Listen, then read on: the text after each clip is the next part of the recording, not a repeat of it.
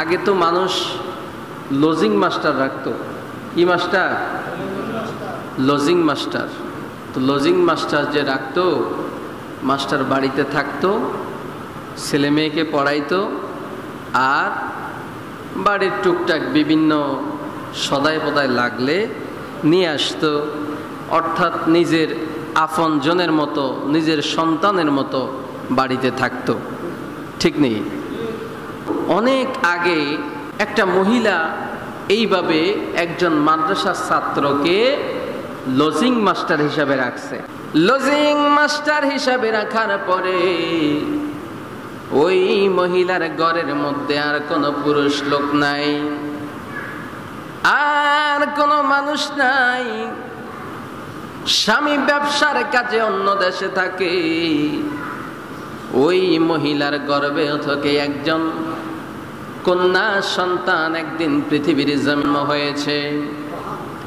ওই সন্তানটা যখন জন্ম হয়েছে, ওই মহিলা ডাক দিয়া বলে, লজিং মাস্টার শুনিয়া লও, যাও, আমি তো ঘরের মধ্যে অসুস্থ একজন নারী, আমার ঘরে তুমি ছাড়া আর তো কেউ নাই, যাও ওই যে পাশের বাড়ি থেকে একটু বাতি নিয়ে আসো, আগুন নিয়ে আসো, সেরা গতবা যেটা বুঝেন আপনারা, বাতি দিয়ে আগুন নিয়ে আসো।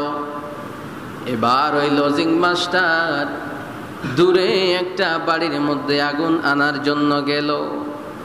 দূরে যাওয়ার কারণ হলো, এখন আমাদের সমাজের মধ্যে ঘরের সাথে ঘর, বাড়ির সাথে বাড়ি, আগে কিন্তু তা ছিল না।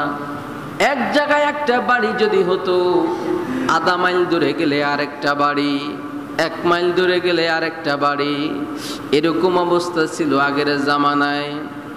ওই লজিং মাস্টার যখন হাতের মধ্যে আগুন লইয়া এবার যখন আগুনটাকে নিয়ে আস্তে আস্তে আসতেছে, এমন সময় পথের মধ্যে একজন আল্লাহওয়ালা ব্যক্তির সাথে দেখা হয়ে গেল।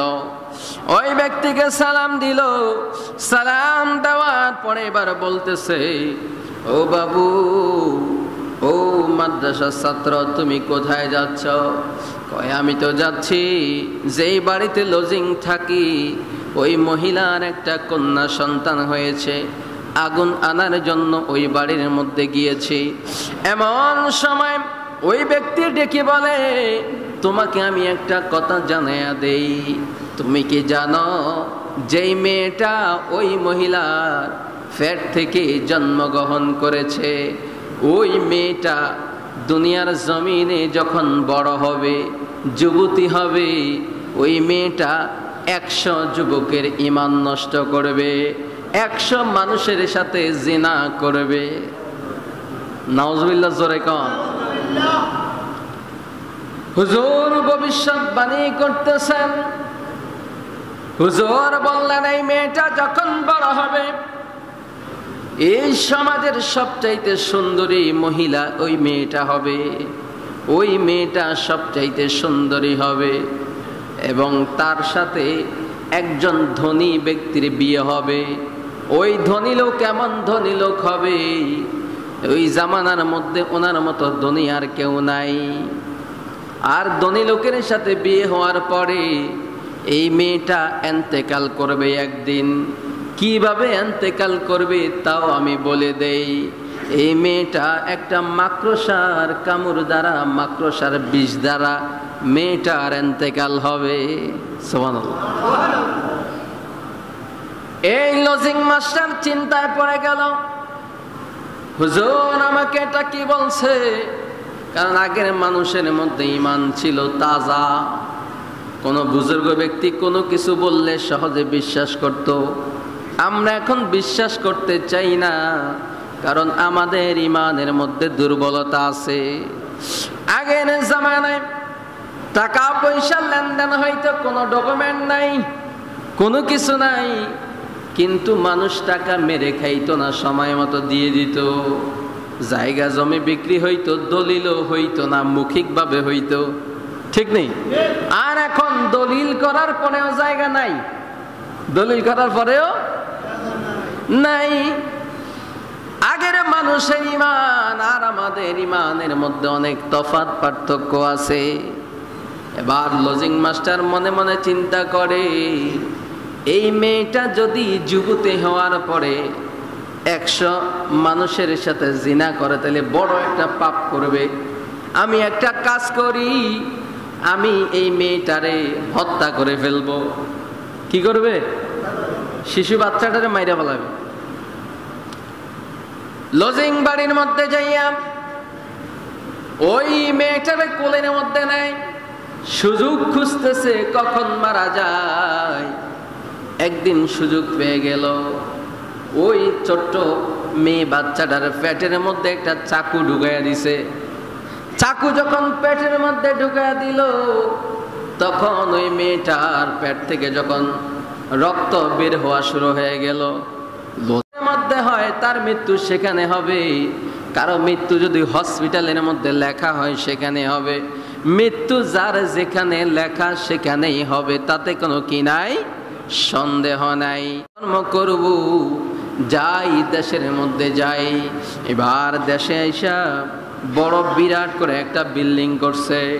বিল্ডিংটা কইরা এই বিল্ডিং এর মধ্যে অনেক মানুষ চাকর বাকর কাজকর্ম করে।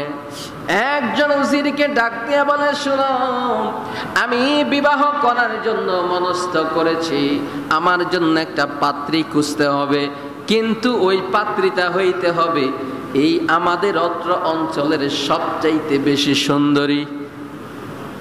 কারণ আমি তো পয়সাওয়ালা, টাকাওয়ালা, আমার অনেক নাম ডাক আছে, তাহলে আমার বউ সুন্দরী হইতে হবে, তুমি খুঁজতে থাকো।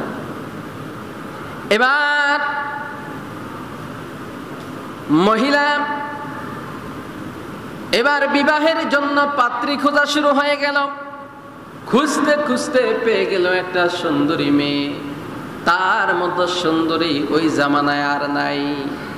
বিবাহের দিন ধার্য হয়ে গেল। এবার বিবাহের অনুষ্ঠানের জন্য সমস্ত কিছু আয়োজন করা হলো। আয়োজন করার পরে দুমদাম করে তার বিয়া।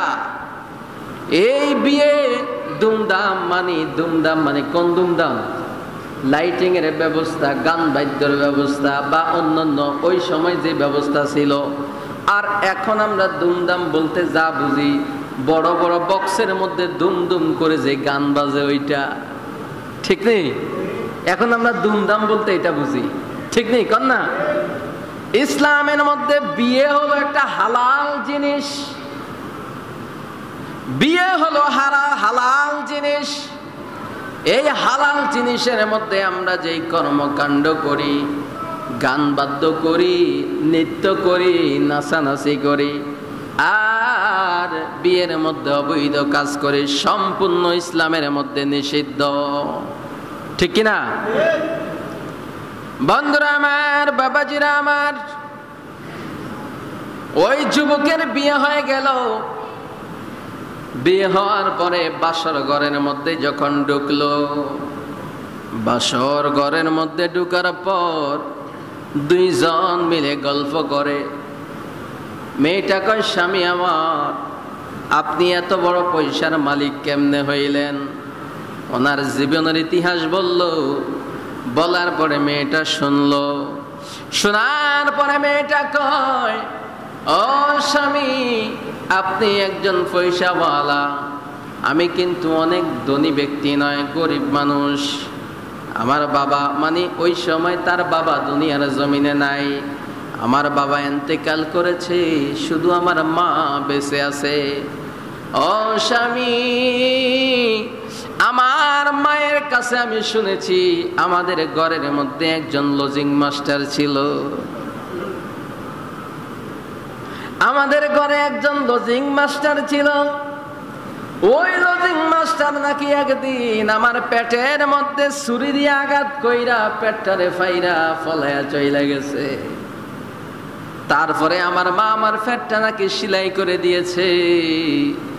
আমি নাকি বেঁচে গেলাম, এখন আপনার সামনে বইসা রইছি। ওই স্বামী ডাক দিয়া কয়, তাহলে তোমার পেটের কোন জায়গার মধ্যে সেলাই দাগ আছে নি? কয় এখনো তো আছে। কয় দেখাইতে পারবানি?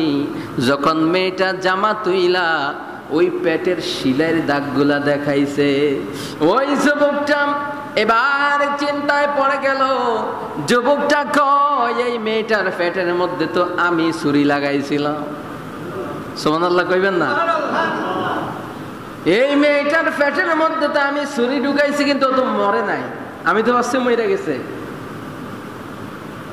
আবার এই জগতের শ্রেষ্ঠ সুন্দরী ওই যে হুজুর আমার রাস্তায় দাঁড়ায়া বলছে এই মেয়েটার বিয়ে হবে একজন ধনী ব্যক্তির সাথে, এই মেয়েটা সুন্দরী হবে 100 যুবকের সাথে জিনা করবে।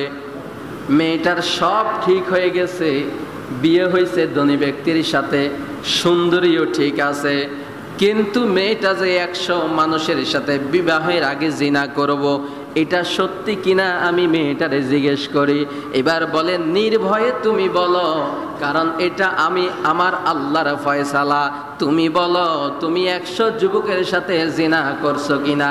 ওই মেয়েটা বলে আপনি যখন সব কিছুই জানেন তাহলে আপনার কাছে আর মিথ্যা বলার দরকার নাই, আমি 100 যুবকের সাথে জিনা করেছি। এটা তাকদীর, তাকদীরে লেখা হয়ে গেছে এইভাবে, সিস্টেম করা হয়ে গেছে এইভাবে। এবার দেখেন আমার চাচা মাওলানা ওমর ফারুক জালালি সাহেব গতকালকে গুরুতর আহত হয়েছে।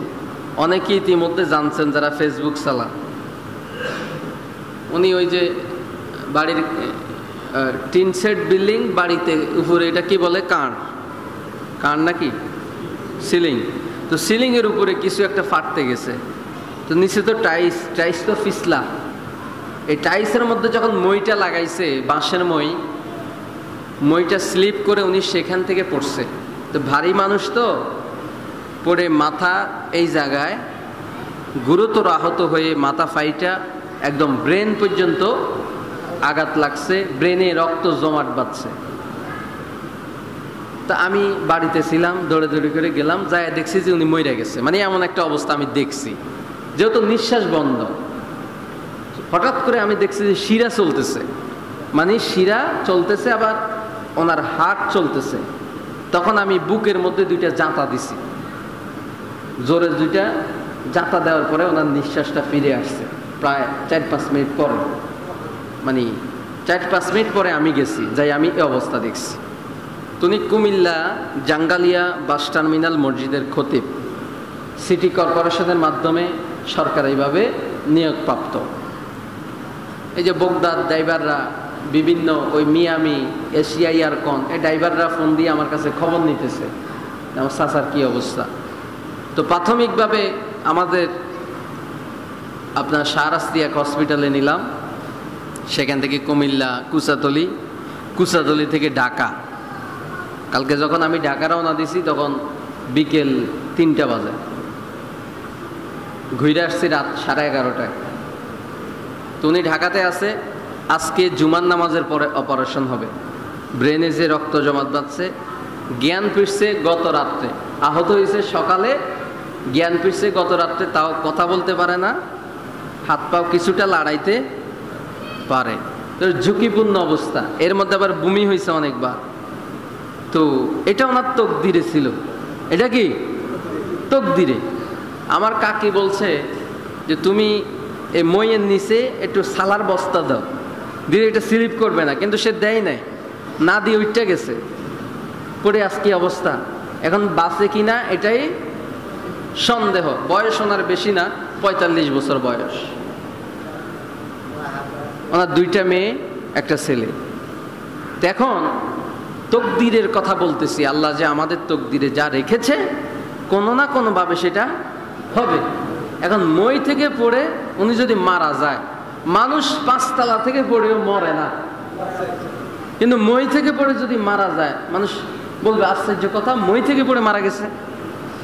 আবার অনেকে সাইকেল থেকে পড়ে মারা যায়, কিন্তু মোটর সাইকেল থেকে পড়েও মরে না, ঠিক নেই? এটা তকদির। আমার চাচার জন্য সবাই দোয়া করবেন খাস করে। আর আমার শরীরটা অনেক ব্যথা, উনি তো অনেক ওজন, ওনাকে 3-4 বার করে বিভিন্ন হসপিটালে নামাইছি, উঠাইছি, অ্যাম্বুলেন্সে উঠাইছি, একটু মাজার মধ্যে একটু টান খাইছে আর কি, বুঝছেন না? তো এই জন্য আজকে বৈশা বৈশা ওয়াজ করতেছি। বলতেছিলাম তাকদীরের কথা। ওই যুবক তখন চিন্তা করে, মাওলা গো, আমি আমার স্ত্রীরে পাইলাম যার পেটটা আমি নিজেই ফুটা করে দিয়েছি, গাই মেরে দিয়েছি পেটের মধ্যে। আল্লাহ তুমি সিস্টেম করে আমারও ধনী বানাইলা, তারে আবার আমার স্ত্রী বানায়া দিলা। ওই হুজুর তো আরেকটা কথা বলছে, আমার স্ত্রীর মরণ তো একটা মাকড়সার বিষ দ্বারা হবে।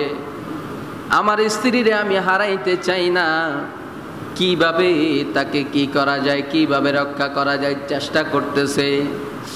স্ত্রীর কাছে ডেকে বললেন, স্ত্রীরে হুজুর তো ভবিষ্যৎবাণী আরো করেছে, উনি বলেছে তোমার মৃত্যু এইভাবে হবে। ওই মেয়েটা কয় তাহলে উপায় কি? কয় তোমারে আমি ভালোবেসে ফেলেছি, উপায় একটা বের করতে হবে। এবার বাঁচানোর জন্য বুদ্ধি খুঁজতেছে। হঠাৎ করে মাথার মধ্যে বুদ্ধি আসলো, আমি আরেকটা বাড়ির উপরের মধ্যে, আমার দালানের উপরের মধ্যে একটা ঘর করব, যেই ঘরটা অনেক উঁচা হবে। ওই ঘরের চারিদিকে গ্লাস ফিট করে দিব, উপরেও গ্লাস দিয়ে দিব। আমি এমন ছিদ্র রাখবো যেই ছিদ্র দিয়া শুধু অক্সিজেন প্রবেশ করবে, আর কিছু ঢুকতে পারবে না। আমার স্ত্রী আমি এমন ভাবে রাখবো যেন কোনো মাকড়সা তার কাছে যাইতে না পারে। এমন সময় সংসার শুরু হয়ে গেলাম। কিছুদিন পরে ওই মেয়েটা হঠাৎ করে দেখতেছে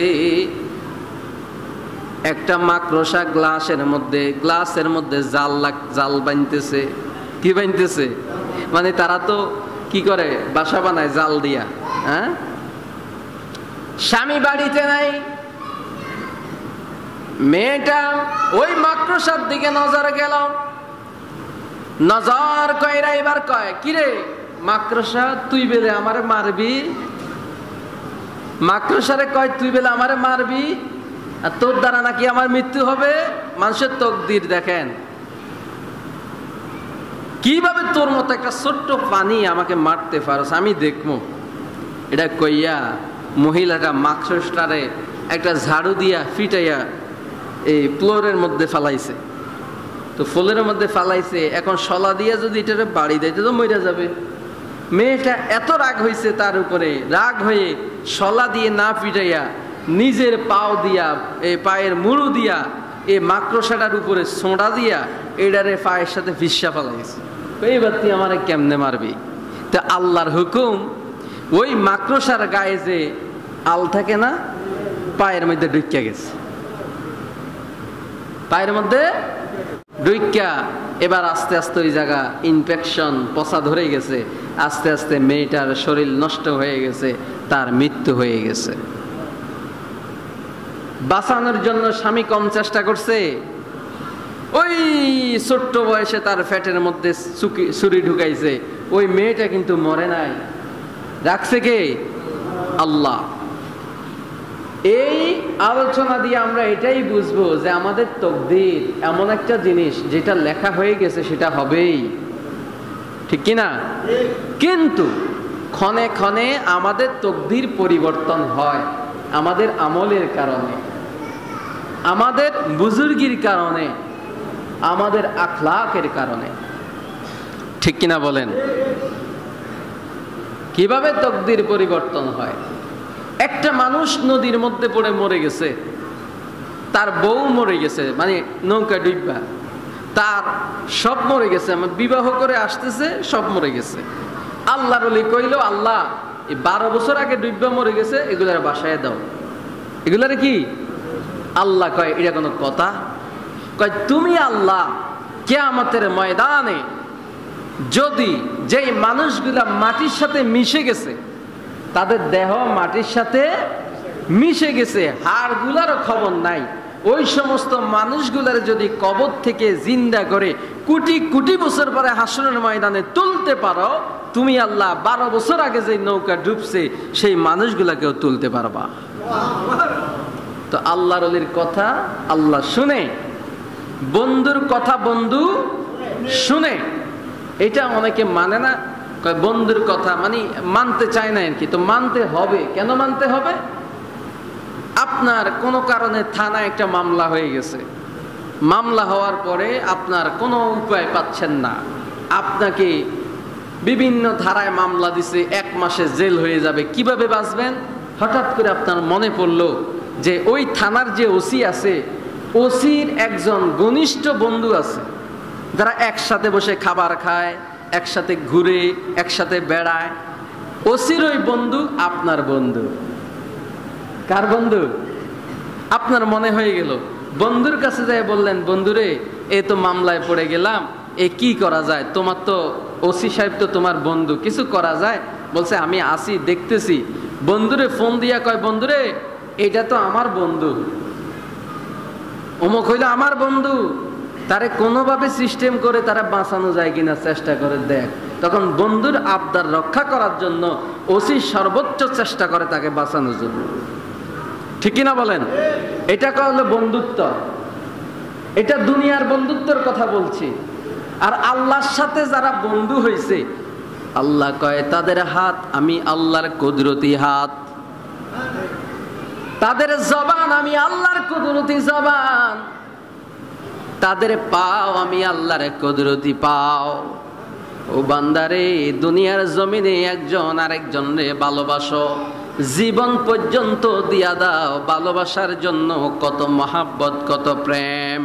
কিন্তু তোমরা কি জানো আমি আল্লাহ তোমাদের মধ্যে এবং আমার মধ্যে কত ভালোবাসা সৃষ্টি করেছি? আল্লাহ কয় বান্দারে, ভালোবাসা সৃষ্টি করার পরে, প্রেম সৃষ্টি করার পরে আমি আল্লাহ 100 ভাগের 1 ভাগ ভালোবাসা তামাম পৃথিবীর মাখলুকের মধ্যে বন্টন করে দিয়েছি। আর 99 ভাগ ভালোবাসা আমি আমার বান্দার জন্য রেখে দিয়েছি। আমার বান্দা যখন আমি আল্লাহরে আল্লাহ বলে ডাক দেয়, আমি আল্লাহর বড় মায়া লেগে যায়। আমার বান্দা, আমার দোস্ত, আমার বন্ধু, আমার ওলি যারা হয়, যাদের ব্যাপারে আমি কোরআনুল কারীমের মধ্যে বলেছি লা খাউফুন, এই সমস্ত বান্দাদের ব্যাপারে আমি কোরআনুল কারীমের মধ্যে সংকেত দিয়েছি ওয়ালা হুম ইয়াহজানুন, এই সমস্ত বান্দারা কবরের মধ্যে তাদের ভয় নাই, হাসরের ময়দানেও তাদের ভয় নাই। এবার বলবেন হুজুর, হাসরের ময়দানে সমস্ত মানুষ তামার জমিনের মধ্যে দাঁড়াইয়া সূর্য মাথার 1 বিঘত উপরের মধ্যে আসবে, মানুষের এমন অবস্থা হবে উলঙ্গ অবস্থায় গাম বাইতে বাইতে উঠতে উঠতে গলা পর্যন্ত উঠে যাবে। ওই কঠিন মুসিবতের দিনে তাদের কেমনে আবার টেনশন থাকে না? আল্লাহ কয় হ্যাঁ, এটাই বাস্তবতা, এটাই সত্য কথা। তাদের টেনশন থাকবে না, তাদের মধ্যে কোনো দুর্বলতা থাকবে না, কারণ তারা তো আমি আল্লাহর বন্ধু। আল্লাহর সামনে, বন্ধুর সামনে বন্ধু যখন দাঁড়ায় তখন ভয় লাগে না, ডর লাগে না। কথা কোন ঠিক কিনা?